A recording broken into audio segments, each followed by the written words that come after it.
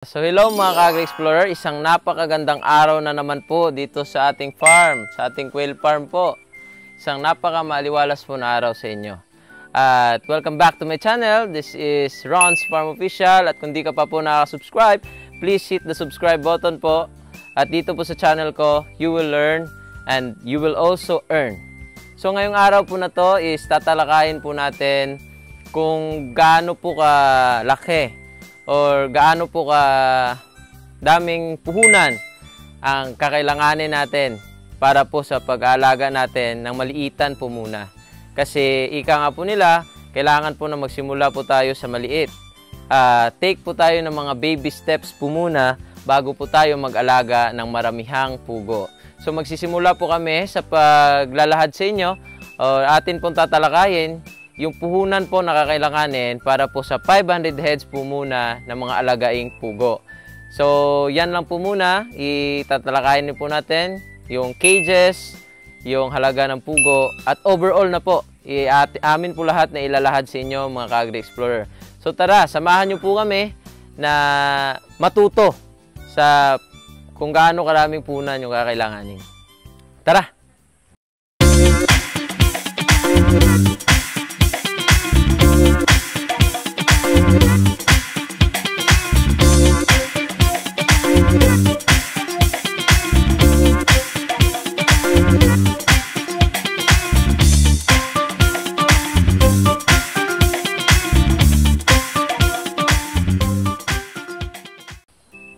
So mga ka-Agri-Explorer, una-una po nating dapat isa-alang-alang is yung building. So mga ka-Agri-Explorer, sa 500 heads po na pugo, is pwede rin po tayong magsimula sa maliit lang po na building. Marami po akong kakilala na nagsimula po sa maliitan, sa mga 200, 300, 400, 500 heads na quail hanggang 1,000 heads na quails. Sa kanila lang pong mga bakuran nila nilagay, meron lang po silang mga dating kulungan ng baboy, dating kulungan ng manok, at mga vacant spaces na may bubong, dun lang po nila nilagay yung kanilang mga pugo. So, pwede po tayong gumamit ng mga materyales na native po o available o makikita po sa ating paligid kung saan po tayo nakatira. Katulad po nitong itika namin, puro lang po ito light materials lahat mga ka-Agri-Explorer. So, pwede po natin itong gamitin na reference sa paggawa po ng ating kulungan ng mga pugo. Hindi po tayo kailangan gumasto ng napakalaki para po tayo makapagsimula. Pwede na po tayong gumasto ng 5,000 or less sa paggawa po ng maliit na hut para sa ating 500 heads na mga pugo at makapagsimula na po tayo mga ka-Agri-Explorer. Atin pong tatandaan, sa pag-uumpisa po ng ating journey sa pagpupugo, hindi po kaagad dapat bongga. Kasi hindi po lahat ng tao may kakayahan. So dito po sa aking channel, isasabihin ko po sa inyo lahat, ilalahad ko po lahat ng mga detalye kung paano po tayo makakatipid, ano po yung dapat bilhing mga materyales para po gumanda at maging proper po kaagad yung pag-aalaga natin ng mga pugo. So tara mga ka-Agri-Explorer, ang sunod naman po nating tatalakayin is kung gaano po kalaki na puhunan o kaliit na puhunan ang magagasto po natin sa cages po ng ating mga pugo. So tara!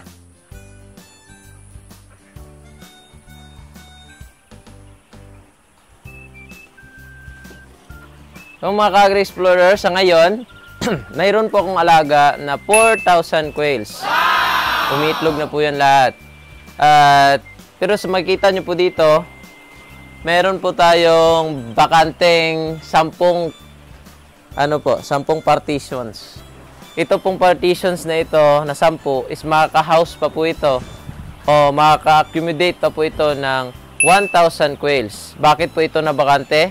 Kasi po nag-call po kami nung isang araw.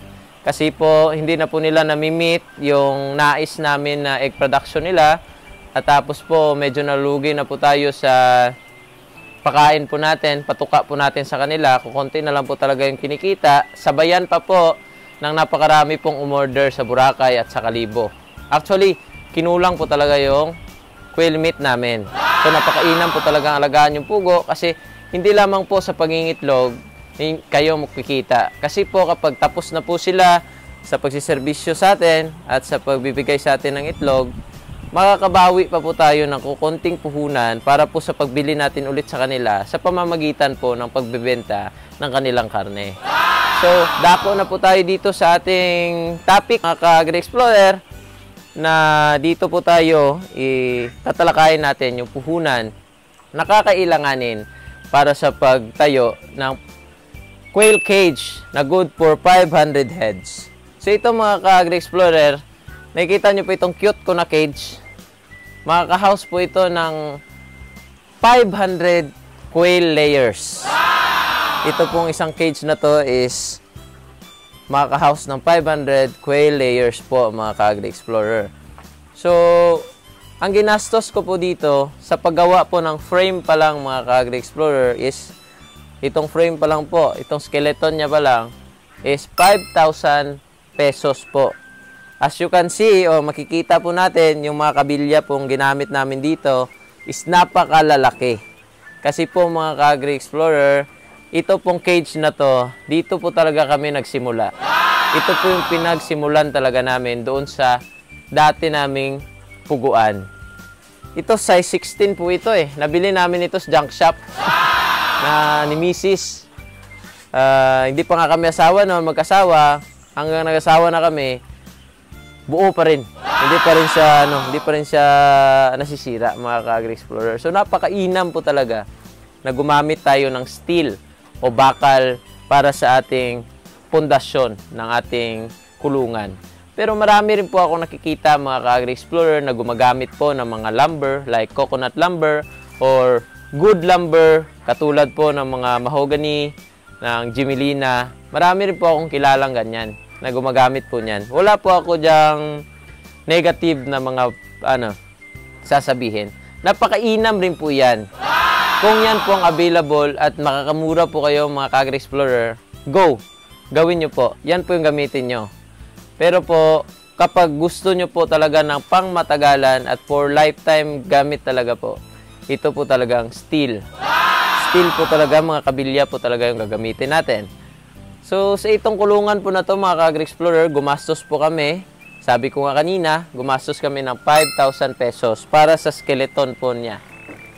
At yung iba po nito, tatalakayin po natin, yung steel matting po niya, binili lang po namin ito ng 400 pesos.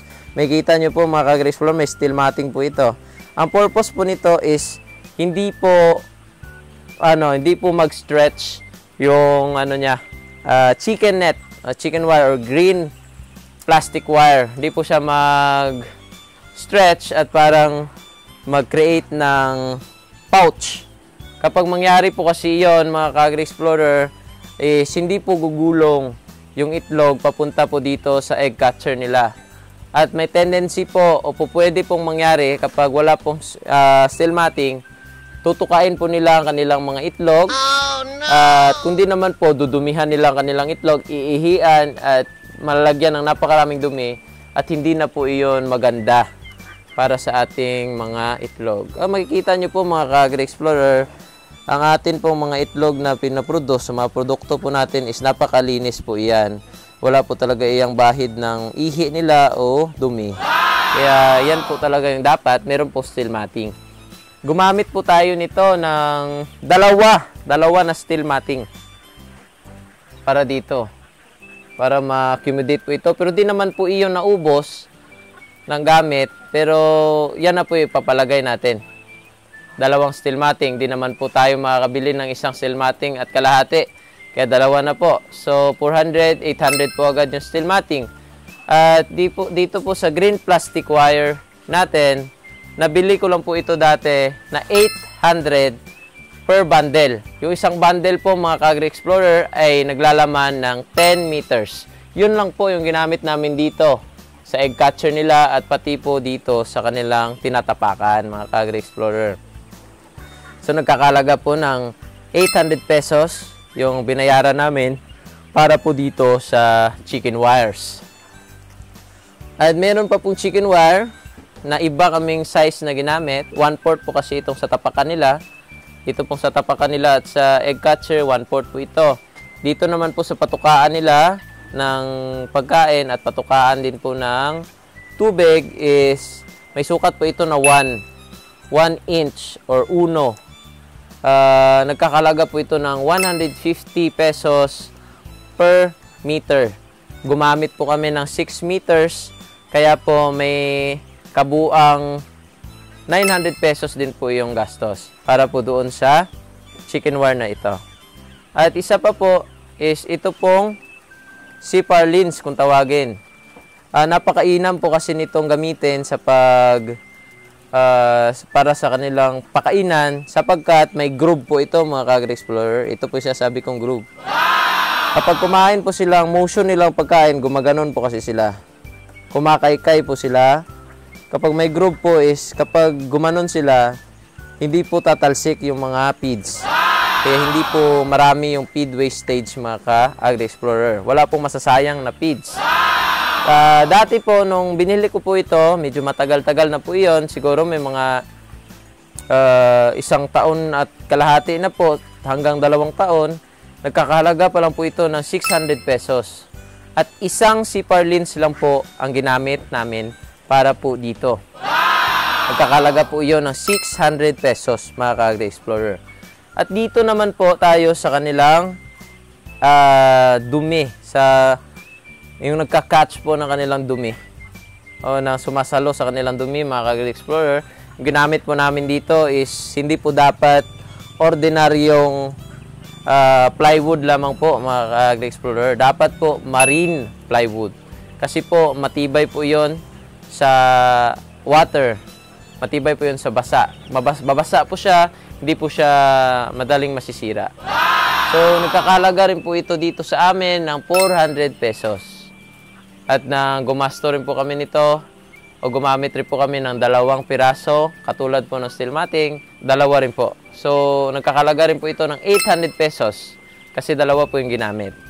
Lastly, pinakahuli po naming component o sangkap para mabuo po itong kulungan is ito pong PVC. Medyo mahal-mahal po ito, mga ka-Agri-Explorer. Nabili ko po ito dito sa amin. Medyo kasi ito, mga ka-Agri-Explorer, mga makapal yung pinili po namin. So may 900 pesos po ito dito sa amin. Isa lamang po yung ginamit namin, hindi pa nga po naubos. Kasi hinati lang po namin ito sa 2. Ayan, as you can see, mga Agri-Explorer, makita po natin, hinati po namin ito sa 2. 900 pesos po, mga ka-Agri-Explorer. So mga ka-Agri-Explorer, sa kabilugan po na gasto o puhunan na kakailanganin sa cage po, is sa lahat po ng nabanggit namin kanina, is nagkakahalaga po ng 9,800 pesos, mga ka-Agri-Explorer. Gagawin na po natin yung 10,000 pesos kasi po bibili pa po tayo ng mga cable tie, pangtali po sa ating mga net at mga pintura nila, primer. Gagawin na po natin iyong 10,000 pesos. Sa halaga po na 10,000 pesos, makakabuo ka na po ng ganitong kulungan na good for 500 heads, mga ka-Agri-Explorer. So yun lamang po. Sabi po nila napakamahal o napakalaki dapat ng puhunan. Hindi po, mga ka-Agri-Explorer. Basta tama po ang iyong kaalaman, tama po yung iyong mga bibilhin. Hindi po pareho sa amin dati na experiment po talaga. Sa feeds. Yung binili po namin yung pinakamahal. Oh, no! Sa mga vitamins, pinakamahal din po. At sa mga gamit, pinakamahal din. Kasi akala namin, yan yung the best option, mga ka-Agri-Explorer. Pero nagkakamali pala kami. Kasi mga Agri-Explorer, kung ano lang po talaga yung kailangan ng ating mga alaga, yun lang po yung ating ibibigay. Huwag po tayong magbigay ng sobra-sobra. Huwag po tayong mag-invest na sa mga walang katuturang mga bagay sa ating farm. Kasi po, hindi naman po iyan magagamit at may-utilize ng ating mga alagang pugo. So mga ka-Agri-Explorer, sa sinabi ko pala kanina, hindi pa po pala included yung labor, mga ka-Agri-Explorer. So mas mainam po talaga sana na marunong tayo maggawa ng mga metalworks o mga welding o kung ano-ano mang gawain dito sa paggawa ng kulungan. Pero sa amin po kasi, sa akin, hindi po ako marunong. So, gumastos rin po pala kami nito ng bayad po sa welder. Kung tama po yung pagkakatanda ko, mabilis lang po itong natapos. Kasi po tinulong-tulungan din po namin. Gumastos siguro po ako nito sa labor ng mga 1,500 pesos. 2 days lang po ito nang nag-welding eh. Kasi po, yung gagawin lang naman po ng welder is yung skeleton lang po mga ka-Agri-Explorer. So, plus 1,500 is 11,500 pesos na po mga ka-Agri-Explorer ang ating kakailanganing puhunan para po sa ating kulungan pa lamang po mga ka-Agri-Explorer. Dako naman po tayo sa pinaka-importante na kailangan nating pagastusan o kailangan nating paglagyan ng puhunan, ang atin pong mga aalagaan. So sa atin pong mga aalagaan, mga ka-Agri-Explorer, kailangan po na sa maganda po tayong source, sa magandang supplier po tayo bibili at kukuha ng alagaing mga pugo, mga ka-Agri-Explorer. Yung binilhan ko po na ito is matagal na talaga. Matagal na po ang pagsasama namin, ang samahan namin. Kasi more than 3 years na po, mga Agri-Explorer, na bumibili kami ng RTL sa kanila.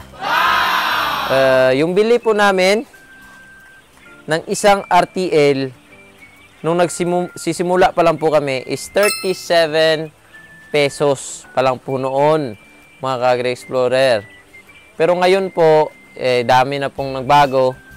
Nagmahal na po yung gasolina at lalong-lalong nagmahal po yung feeds. Kaya po, yung kuha na po namin ngayon sa aming mga alagang pugo is 42 pesos. So, 42 times po ninyo sa 500 is nagkakahalaga po iyon ng 21,000 pesos. So, 21,000 pesos po yung puhunan para po sa 500 heads na pugo. I-add po natin yung 11,500 pesos na atin pong gastos sa paggawa po natin ng kulungan. Meron na po tayong 32,500 pesos. At sa po nakikita nyo po mga ka-Agri-Explorer, napakaliit lang po nito. Napakaliit lang po ng kulungan na good for 500 quails. So, yung gagawin nyo lang pong na building is napakaliit lang po. Ipagpalagay po natin na kung light materials lang po yung gagamitin ninyo, is gagastos po kayo ng 5,000 to 10,000 pesos. Napakalaki na po yun, na 5,000 to 10,000 pesos. So, i-add po natin 42,500 plus 5 to 10,000, gagawin po natin na more or less 50,000 pesos ang gagastusin po natin para po tayo'y makapagsimula sa ating 500 heads na quail venture, mga ka-Agri-Explorer. So yun po yung overall view o yun po yung overall na expenses o kakailanganing puhunan para po makasimula po tayo, makapagsimula sa ng 500 heads ng quail, mga ka-Agri-Explorer. So yun na po mga ka-Agri-Explorer. Yun na po yung kakailanganin nating puhunan sa building at sa atin pong mga alagain na mga pugo. Dito naman po tayo, dako naman po tayo sa kanilang pagkain, sa kanilang ration, mga ka-Agri-Explorer.